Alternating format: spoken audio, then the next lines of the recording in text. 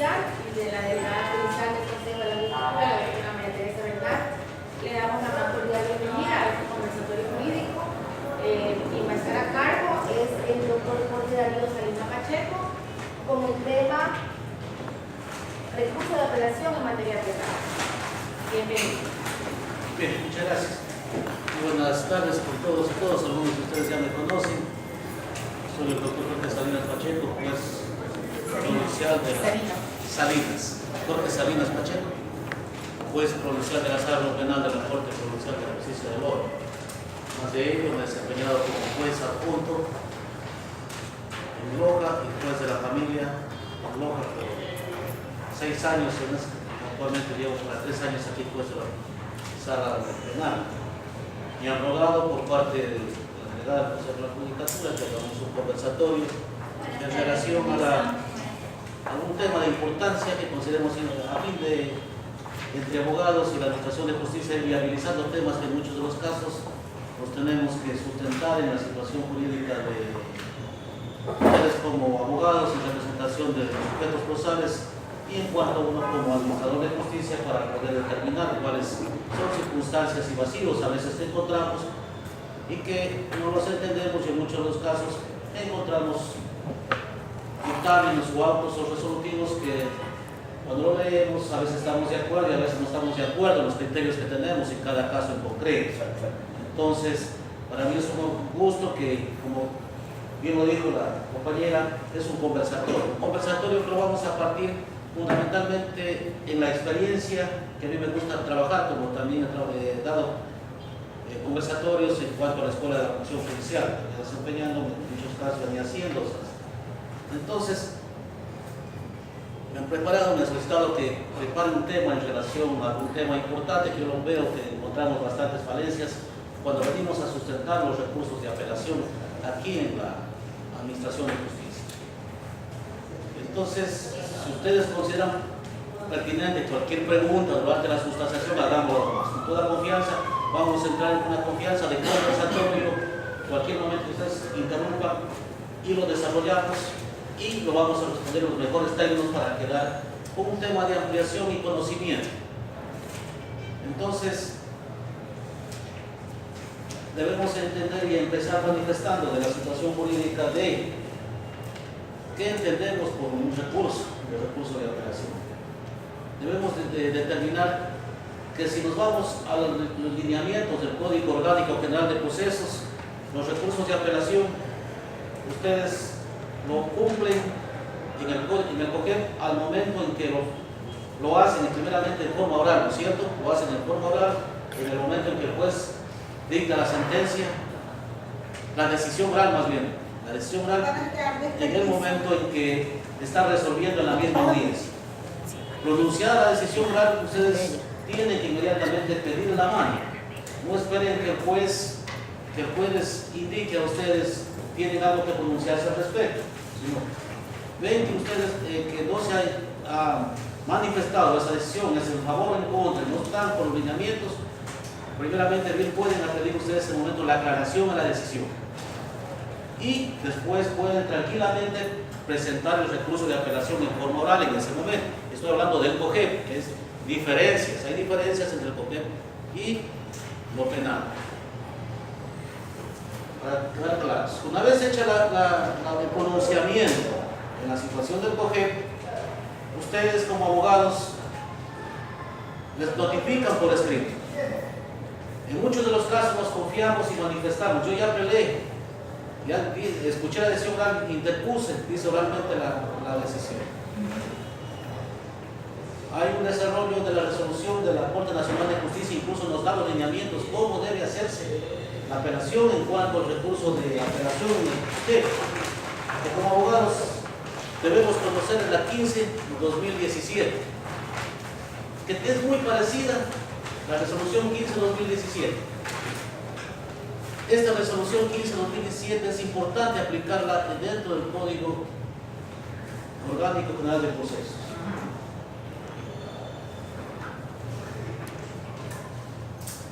Entonces aquí nos dice que pronunciada la decisión oral por parte del juzgador, ustedes deben solicitar, pedir la palabra Si es que el juez va a abandonar la sala, señor juez, solicito la palabra, solicito que no declare concluida su pronunciamiento. Si el juez no puede negarles ese derecho, ustedes pronuncian. Ojo. Bien. Entonces, de ahí viene que el juez les notifica por escrito a ustedes la decisión. Hola. Pase, pastor. Buenas tardes. Buenas tardes. Entonces decíamos que una vez de que el juez a ustedes les notifica por escrito, esa es la sentencia por escrito. No confundamos la decisión del anuncio oral, que ya es la sentencia, sino que ustedes tienen que diferenciar entre la decisión oral y la sentencia. No es lo mismo. Pronunciada la sentencia por escrito, ustedes, estoy hablando del COGEP, ahí sí tienen qué tiempo para fundamentar el recurso. 10 días, ¿no es cierto? Y esa fundamentación del recurso, ¿en qué consiste esa fundamentación del recurso? En el COGEP,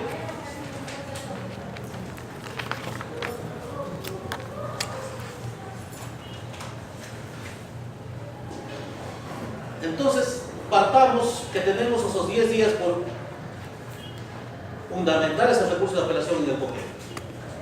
Si ustedes cogen y transcriben y dicen, señor juez, apelo por la situación de que no estoy conforme con la decisión oral por A o B circunstancias, hablemos, les dicen falta de motivación de la sentencia. Y ponen 2 líneas. Por falta de motivación de la sentencia. No se me valoró la prueba. No dicen nada, no entrelazan qué prueba es. Argumentan. Falta de competencia de su autoridad. Otro lineamiento, otro punto de debate. Falta de competencia. Dicen falta de competencia porque usted... Buenas tardes, doctor. Buenas. ¿Entendemos eso como fundamentación de un recurso? No. No. Entonces el juez ACU de primera instancia, ¿qué tiene que hacer? Estoy hablando del campo civil. Ellos mismos inadmiten los recursos, porque ellos no califican, ellos son quienes califican ese recurso de apelación. Es la facultad del COGEP que les da el mismo juez de instancia. Ahora, pasemos aquí al campo penal. Con los mismos lineamientos, que es la fundamentación que nosotros en muchos de los casos, aquí hay fiscales que nos han dicho, señor juez, no está fundamentado el recurso de apelación. Nosotros entramos en un tribunal a debatir cuál es la fundamentación en el campo penal. Entonces, determinemos. El concepto de fundamentación dice, la expresión fundamentación es el elemento esencial para que proceda el recurso de apelación y todos los demás recursos, y por fundamentación se entiende que debe contener razonamientos sobre la censura de su referencia al agravio producido y al vicio experimentado como consecuencia de la resolución impugnada. ¿Qué entendemos por eso, por el agravio producido? ¿Entre qué vamos a discutir primeramente? Vamos a discutir sobre la sentencia que les dio el juez de primera instancia. Por ejemplo, en muchos de los casos viene el abogado y nos plantea, como yo les decía aquí en la sala, nos dice, señor juez, falta de motivación. Alegamos, ahí está el doctor, dice, alegamos y planteamos falta de motivación, planteamos indebida valoración de la prueba, planteamos no hay tipicidad, no hay antijuricidad, y comienzan desarrollando en un solo conjunto todos esos 5 elementos o esos 5 aspectos. ¿Está fundamentado un recurso? No. Entonces, lo primero que el abogado cuando viene tiene que hacer lo siguiente: plantearse el punto de debate. Aquí hay un abogado que lo he visto debate muy bien. Se plantea con una teoría del caso, abordémoslo así. Primeramente dice, ¿qué es lo que voy a presentar? Un tema. Es una teoría. Buenas tardes. Muy buenas. ese tema, tenemos que buscarle cuál es el argumento frente de la sentencia. Recordemos que nosotros no somos jueces de casación, hay que diferenciar. En el juez de casación solo se impugna y analiza que si la sentencia cumple o no cumple o contraviene disposiciones normativas. Eso es la casación, no hay más. Error de interpretación, indebida interpretación y falta de aplicación de la ley, no hay más. En tanto que nosotros como jueces tenemos que la obligación de sustanciar y discutir que el punto planteado por ustedes, entrarlo a ver si se cumple o no con la prueba que discutieron en juicio. Entonces, pásale. Gracias.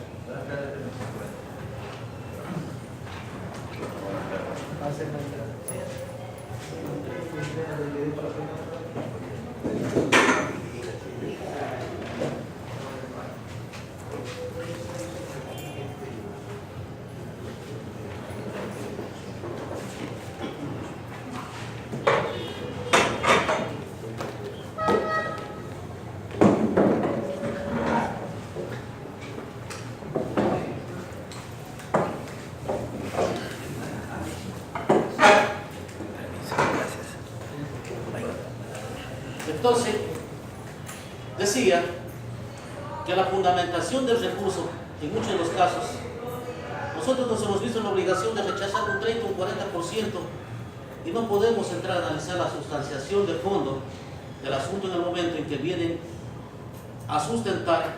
¿Por qué? Si por ejemplo nos alegan la sentencia del juez Aco, porque hay que diferenciar entre los puntos de debate que discutieron en la audiencia de juicio frente a la sentencia. No sé si me explico. Si en la sentencia nosotros en primer lugar siempre viene, ojo, nos dicen alegamos nulidad procesal. Señor juez, hay nulidad porque falta de competencia. Al momento que nos plantean la falta de competencia, así no la motiven, ¿cuál es la obligación del juzgador? Analizarla. Es la única salvedad. El 652 nos dice que nosotros de oficio, si determinamos que hay vulneración en relación, tenemos que de oficio declarar la nulidad procesal. Prueba mal evacuada. La prueba mal evacuada conlleva una nulidad.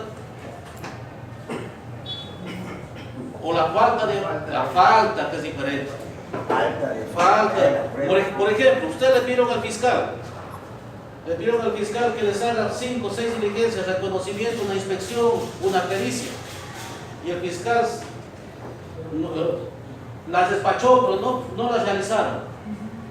¿Hay vulneración? Ahí sí tienen que venir ustedes y plantear aquí, señor juez, o miembros del tribunal, alego esa nulidad procesal. ¿Por qué?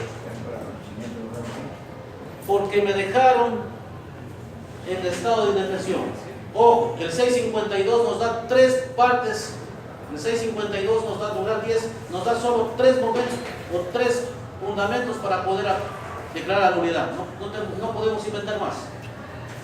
El Código Orgánico Integral Penal, perdón, 652 lugar 10, nos dan 3. ¿Cuáles son?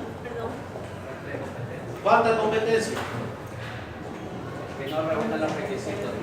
Ya, entonces, la falta de competencia, por ejemplo, en muchos de los casos, en los 3 años con experiencia, un solo caso se nos dio aquí. Porque eso es muy difícil de que un juez no sea competente, ¿no es cierto? La falta, entonces, si nos vienen y nos dicen en muchos casos, nos han planteado, señor juez, planteamos nulidad por falta de competencia en vista de que el fiscal no nos hizo tal o cual diligencia. ¿Está fundamentado? No. Decíamos que la fundamentación es el agravio que debe demostrar, es el que fundamenta, la persona que propone. Ojo, ya no podemos endosar esa responsabilidad al juzgador para fundamentar, porque eso es exclusivo. Si viene aquí y no fundamenta, por más que queramos hacerlo, no podemos aceptar y devolvemos por falta de fundamentación, que es unas reglas de la impugnación. Entonces decía, de los parámetros para declarar nulidad, 652, la falta de competencia. ¿Cuál es el otro? Que no regula los requisitos. A ese quiero llegar. Aquí el doctor, por usted me declara su nulidad por falta de requisitos, puede ir una sentencia, no recuerdo quién fue, por lo siguiente. Entre los requisitos tenemos que obligadamente, por ejemplo, nosotros remitirnos a qué artículo. ¿A qué artículo para ver si cumple o no cumple con los requisitos?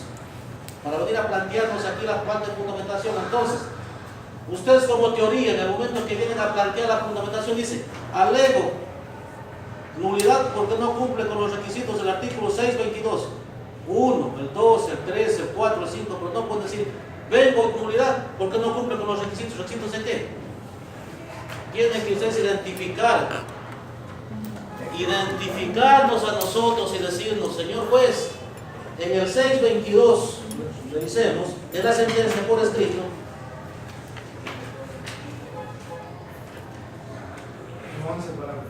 tienen 11 parámetros. Es como vienen y nos alegan a nosotros, por ahí nos encargamos. Alego vulneración porque nos han dejado indefensión. No cumple con los requisitos del 75, 76, 77, 82. Imposible. Si nos ponemos a revisar el 76, tiene. Entonces no podemos pasar. Ojo, y les vamos a entrar a eso para decirles que dicen muchos los abogados nos confundimos y venimos a decirnos aquí se han vulnerado la Constitución. Me la han vulnerado la Constitución, me la han violado la Constitución y por eso hay que entrar el proceso, revocarme la sentencia. Les voy a mostrar que no es así. Entonces, en el literal B, si ustedes vienen y dicen, señor juez, la sentencia es nula porque no se cumple con los requisitos del artículo 622, tienen que identificar, decir el 1, el 2, el 3, o pueden hacer los 11, y de ahí comenzamos. Y dice, señor juez, voy a desarrollar que no cumple el requisito del 622, ¿por qué? En la sentencia no consta la fecha que fue emitida. Conforme consta dada en la sentencia, no consta la fecha que fue emitida. ¿Es un requisito para declarar nulidad? Si nos dice que es un requisito y no consta el lugar y la fecha que fue emitida, y viene sin eso, la sentencia es nula. Entonces, vámonos al requisito 5, por cogerlo el 5. La determinación individual de la participación de las personas juzgadas en relación con las pruebas practicadas y la pena por imponerse. Ahí tenemos que tener mucho cuidado. La determinación individual. Si ustedes en una sentencia, cuando vienen los recursos de apelación, ahí está el doctor José Sánchez, que es el fiscal, cuando vienen, por ejemplo, 3, 4 acusados, solo decimos, refiérase individualmente a cada uno de ustedes cuál es la participación y la situación jurídica con que les apela. Inclusive a los abogados tratamos de decir, señores abogados, usted viene por defender a 3, va a ser de forma conjunta e individual por cada uno de ellos. Porque la participación y la individualización de cada uno es completamente diferente.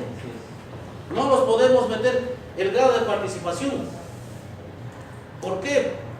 Porque respecto a la materialidad, eso es, en muchos casos es indiscutible, es la misma, pero la responsabilidad. Por eso nos exige a nosotros que tenemos que individualizar en la sentencia y decir cuál fue mi grado de participación y el juzgador tiene la obligación a mí de decirme cuál fue mi participación en ese delito. Autor directo, coautor, cómplice.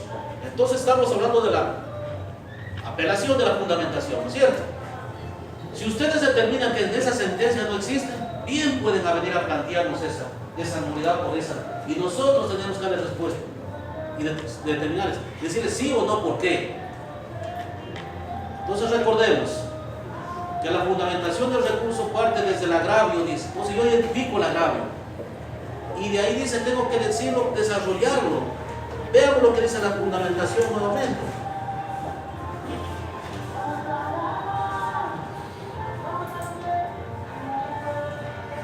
Dice, es la expresión se entiende que debe contener el razonamiento sobre la censura en su referencia al agravio producido y el vicio o vicios experimentados como consecuencia de la resolución impugnada. En resumen, fundamental no es una simple fórmula o mero rito ejercitada de competencia al tribunal que le corresponde, sino es a quien la propone.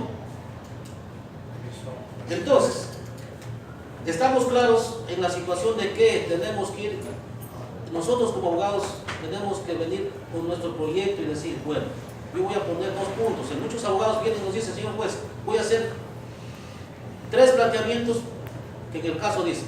Por ejemplo, dicen, falta de motivación de la sentencia. Segundo punto, dice, indebida valoración de la prueba. Y tercer punto, pongámosle que no cumplen los requisitos. Hablemoslo así, ¿no es cierto? Si viene el abogado y nos dice, voy a desarrollar el primer punto, falta de motivación de la sentencia. ¿Cuáles son los parámetros para entender que una sentencia se encuentra motivada? Lógica y comprensibilidad. De ahí tengo que yo buscarme de la sentencia y decir, a ver, ¿por qué esa sentencia no es razonable? En un juicio, por ejemplo, pongámoslo, en un ejemplo para decir que no es razonable la sentencia, vino por violencia intrafamiliar, y en la introducción, en el desarrollo, porque tomaremos en cuenta que la razonabilidad es las normas aplicables que se deben identificar en relación al hecho, no es más, es la razonabilidad. Entonces, si la razonabilidad viene y nos dice a nosotros, por ejemplo, que nos aplica la contravención penal del 396, identifica como contravención del 396, numeral 1 o el 4, o el 159, que es delito psicológico, en relación a la contravención de violencia, habla de una violencia intrafamiliar. O sea, distorsiona al juez normas diferentes. En un caso en concreto de un juez viene y nos aplican, nosotros nos dicen, por ejemplo, vemos otras disposiciones normativas que tienen relación con el caso. Hay falta de razonabilidad. Ahí comenzamos nosotros. Entonces, como lo que le estoy diciendo es de que tenemos que plantear el problema y desarrollarlo nosotros, decirle, señor juez, hay por esto. Hola, pasa. Señor juez, hay. Y terminar en la conclusión, ¿qué pido yo? Si estamos hablando de los requisitos, entonces estamos claros. En el primero tenemos que decir que si es falta de competencia, decirle al juez, la falta de competencia fue porque no se trata de un delito, sino de una contravención, violencia intrafamiliar, y la jueza que intervino es una jueza de garantías penales no tenía competencia a partir de esta fecha. Por lo tanto, pido que ustedes declaren la nulidad, ¿cierto? Pero si venimos y alegamos, como ya les dije al principio, la nulidad de oficio, nosotros tenemos que conocerla como tal en el recurso de apelación. En el campo penal, ojo, los requisitos es ya de la sentencia, eso proviene, si es que alega la otra parte, el que apela o fundamenta en la fundamentación. Y en el tercer requisito, el 652, numeral 10 de que estábamos hablando, ¿cuál es el tercero? El derecho a la defensa. A ver, ¿qué dice? 652, pero solo Indefensión. pero eso es siempre y cuando se lo deje indefensión. ¿Qué sería? No se lo ha citado, no se lo ha citado con la sentencia. Ya, cuando exista violación del trámite y la condición es siempre que lo deje de indefensión. Entonces,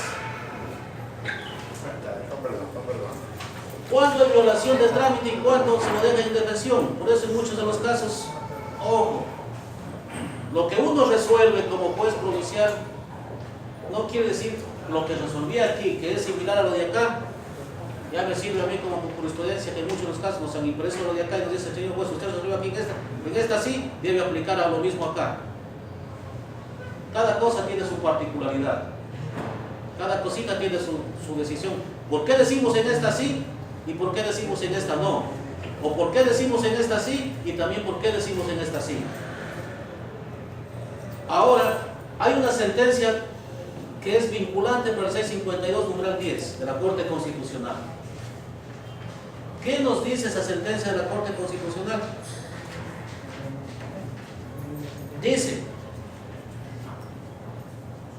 para declarar la nulidad por el 652, numeral 10, deben cumplirse 3 requisitos. Si no hay esos 3 requisitos, no se cumplen esos 3 requisitos, no hay nulidad. Estamos hablando de la violación del trámite. Entonces, si nosotros decimos cuáles son los pasos o cuándo entendemos o qué es el trámite en sí, cuándo comienza un proceso y cuándo termina, para entender al trámite. ¿Qué es el trámite? Es el procedimiento, es la procedimiento, son las etapas que tenemos que ir cumpliendo en el proceso. ¿No es cierto? Entonces son la investigación previa, conocemos que la investigación previa no es procesal todavía. Nosotros no tenemos nada que ver con la investigación previa. ¿El proceso cuándo se inicia? Con la instrucción fiscal. Al hablar de la instrucción fiscal, ojo, tengamos cuidado, y los abogados tenemos que ser ahí muy acuciosos. Cuando viene, por ejemplo, la instrucción fiscal y está el procesado, en muchos de los casos nos alegan a nosotros, dicen, no se lo notificó al procesado, pues el procesado está presente. ¿Vale o no vale esa notificación? Sí, vale, pues está presente. Oralmente. Hay intervención. Ahí sí. Y nos alegan y nos proponen nulidad porque no se lo notificaron. Ojo, entonces está notificado porque está presente en esa misma audiencia de formulación de cargos cuando se inicia la instrucción fiscal. Durante la sustanciación del proceso, todos los actos y decretos que dicte el fiscal, cuanto el juez, deben ser notificados en los correos. Si esos actos y decretos no están notificados, ¿acarrearía una nulidad? A ver. Si es un acto por eso es que dice la Corte Constitucional, que ahorita nos dijo, y nos es vinculante, siempre que afecte y los deje en indefensión. Por ejemplo, si les notifican con un cambio, no los notifican con un cambio de abogado. Hoy día tuvo a Juan Pérez y mañana a JJ. Y no notificaron con ese decreto. ¿Los ha dejado en indefensión? Pero el abogado de la otra parte se refiere. A la otra parte, No, no es cierto. Entonces, si mandó o el fiscal dispuso que ya había dispuesto en un decreto anterior Que necesita razón de algo. razón de algo, o que traigan ciertos oficios, Que se incorpore. se incorporen esos oficios. ¿Eso violenta el procedimiento? No. ¿Cuánto es la oración de la prueba? Pero en cambio sí violentaría el procedimiento que si a ustedes van a hacer un acta de levantamiento del cadáver y no los dejan, nos notifican con esa diligencia. Ahí sí. Si ustedes pidieron que se tomen unos 3, 4 versiones a 5 o 6 personas, o incluso uno que esté presencial de los hechos, y no les toman, Así es. Ahí para está. mí sí me dejan en indefensión. Entonces, esa tenemos que ir valorando en cada caso concreto. Entonces, siempre que dice, y ojo, esa sentencia de la Corte Constitucional dice, ¿Qué número? déjame ver si lo tengo aquí un momentito.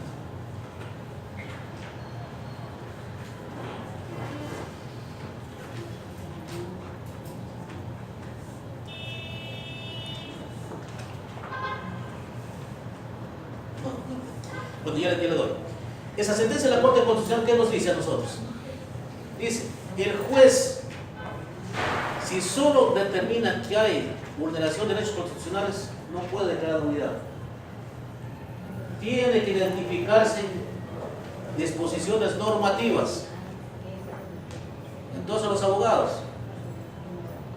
si ustedes me quieren plantear una nulidad por el numeral 652, numeral 10, tienen que venir a decirme aquí, señores jueces, me vulneró, no una disposición constitucional, olvidémonos,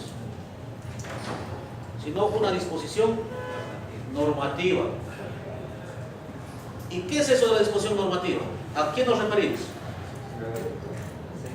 Normas penales. Código Orgánico Integral Penal. Es decir, que nosotros al venir a fundamentar el recurso decimos por la nulidad del 651 numeral 10, es decir, alego violación del procedimiento, señor juez, porque me vulneró el 573 numeral 5 del Código Orgánico Integral Penal. 573. No, un ejemplo estoy diciendo, o sea, ¿qué es el 573 numeral 5? 573. Un ejemplo. Ya. Perdón, el 575 pongámosle. Notificación.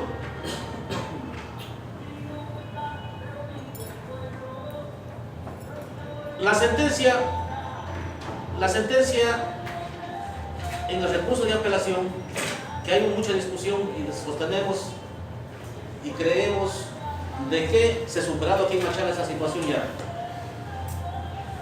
Conocemos perfectamente qué autos se notifican mediante decisión oral en las mismas audiencias y qué autos definitivos o sentencias deben ser notificados por escrito. ¿Estamos de acuerdo? A ver, si yo doy un auto sobre cimiento o yo doy un auto de abstentivo, ¿ese se lo considera ya notificado en la misma audiencia? Claro. Sí, ese quedan notificados. ¿Ya? La sentencia, para ser apelada, ¿cuándo debo presentar? Recurso de apelación. Dentro de 3 días. Notificada por escrito, sí, señor. Cuando sea notificado por escrito. Pero sea notificada por escrito, Luego 3 días. y luego por escrito. A ver, 3 días. Dentro de los 3 días. no nos confundamos. En el COGEP se les dije lo mismo. En el COGEP sí tienen que apelar ustedes en la misma audiencia. Así es. Si no apelan en la audiencia ya no tienen derecho a la Se apelación. habla usted porque puede haber. No, ya terminamos el COGEP penal, solo dije para la instrucción diferencial. Ya. En lo penal, los abogados instruyan, por favor, notificada por escrito la Así apelación. es. Claro. Notificada por escrito. 654 numeral 1. Y, otra situación, tienen los días que ya conocen perfectamente para la apelación. ¿Hay adhesión o no hay adhesión en penal? Sí, hay. No hay eso. No hay adhesión en campo penal. Lo que sí nosotros estamos teniendo cuidado, en muchos de los casos, ¿qué hacen los abogados? Ven que apela la contraparte y dicen, me adhiero a la apelación y está dentro de los 3 días. ¿Por qué? O sea, si yo tengo que apelar, si no estoy conforme con la sentencia, yo apelo y la otra parte apela. Dentro de los días que me concede la ley para apelar. Estamos hablando de dentro de los días que me concede la ley para apelar. No se confundan y no pongan me adhiero. ¿Ya? Recordemos que solo el COGEP es cuando no hay norma expresa en el COIP, la podemos aplicar. Total, son todos los juicios que recién discutimos.